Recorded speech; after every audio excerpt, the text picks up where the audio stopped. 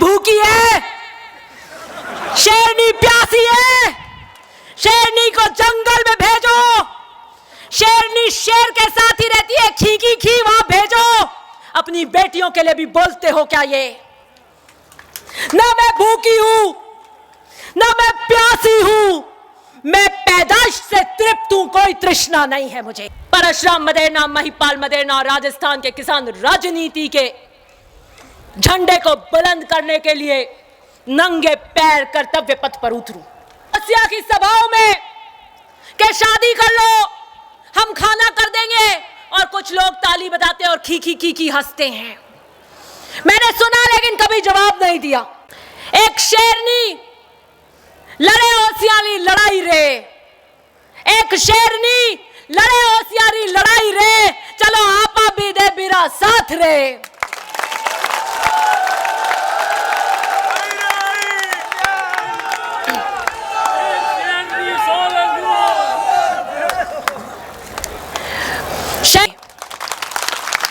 और यही कारण है, इसी तृप्ति के कारण मेरे ओसिया को नीलाम नहीं होने दिया या भ्रष्टाचार नहीं होने दिया।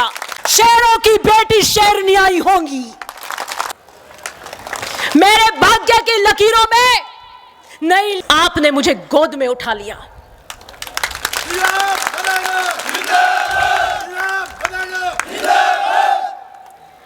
कभी सूर्य की इतनी सी किरण की तपिश नहीं हुई मुझे।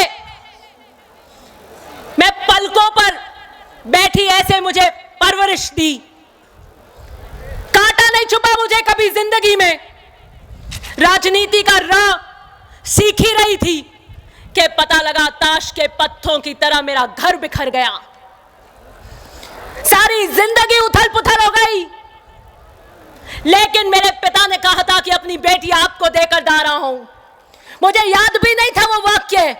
आपने रातों रात मुझे गोदियों में उठा लिया, जोश के साथ और जुनून के साथ मुस्कुराते हुए आए और मुझे गले लगाया और मुझे कहा, दिव्या, जिंदगी के नए रण के लिए तैयार हो जाओ, कमर कस लो, अब तुम नई जिंदगी का नया सफर तय करोगी। 3 दिसंबर 2011 के अंदर SC/ST छात्रावास की थी 25 साल से ऊपर सी, बहुत बड़ी मांग थी। हमने इस कार्यकाल में उसको पूरा किया। 25 साल से लंबित मांगों को हमने आकार दिया। पहले जो छात्रावास बनाया वो महिपाल जी मदेरना ने बनाया। मेरे पिता ने कहा था,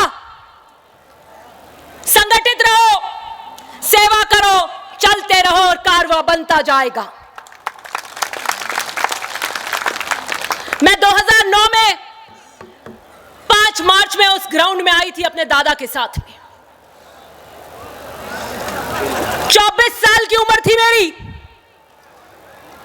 आज 39 है।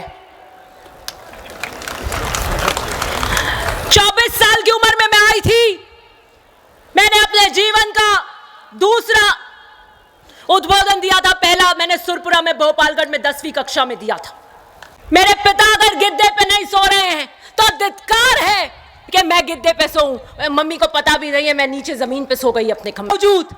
और 2018 के अंदर आपने मुझे आशीर्वाद के रूप में विधानसभा में भेजा। मैंने 5 साल के लिए एक चीज अपने ध्येय में कर ली कि मुझे ओसिया की जनता के लिए ईमानदारी से और निस्वार्थ भाव से काम करना है। कैसे एक दिन निकलता होगा, कैसे एक रात निकलती होगी, तो उस बेटी को बाहर शादी करना शोभा नहीं देता। मुझे चुनौती देने वाले अपने गिरबान में झांक कर देखें। शेरनी की तरह चुनाव लड़ूंगी कि 100% ईमानदार है दिव्या मदेरना, 100%। कि हम लोग बीजेपी के सही, लेकिन भ्रष्टाचार नहीं होने दिया। ना खाऊंगी ना खाने दूंगी। ऐसे कालजा फड़फड़ीच करता है अधिकारियों का यहाँ ऐसे।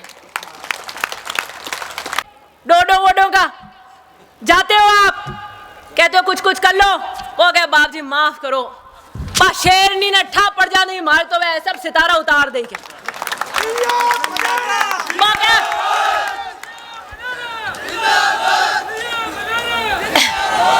वो कैसा मारे तो करो जेल हो जाए की कर बेल हुई यूं है मार तो जावे कि नहीं बजा कोई नहीं पड़ो क्या हाँ मैं मानू नहीं बीरे कने एड़ा जीपीएस है कहीं ठा पड़े तो कद जाए मैं पड़े कतई जा अठाई नहीं पड़ेला। 3 चीज लेके आना दिव्या जब मैं ऑपरेशन थिएटर से आ जाऊं। उनको पता था कि वो अगले 48 घंटे के लिए सेडेशन में रहेंगे। पेन पेपर और मेरी घड़ी लेकर आना।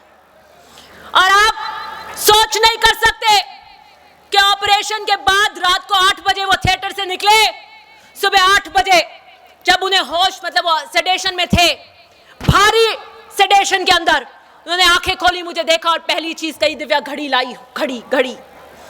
और मैंने उनको घड़ी उनकी कलाई पे पहनाई। या आईसीयू के अंदर फिर उन्होंने अपनी नींद में ऐसे पेन पे लिखा और नर्स को लिख रहे थे। नर्स ने कहा घड़ी साइड में बांध देती हूं। उन्होंने कहा नहीं सिस्टर, ये घड़ी है समय के इस चक्र पे, और सेडेशन में थे, इसकी एक होलिस्टिक अप्रोच होती है, मतलब इसकी एक संपूर्ण रूप होता है इसका। मेरे पिता जब अपने जीवन की आखिरी सांस वो आखिरी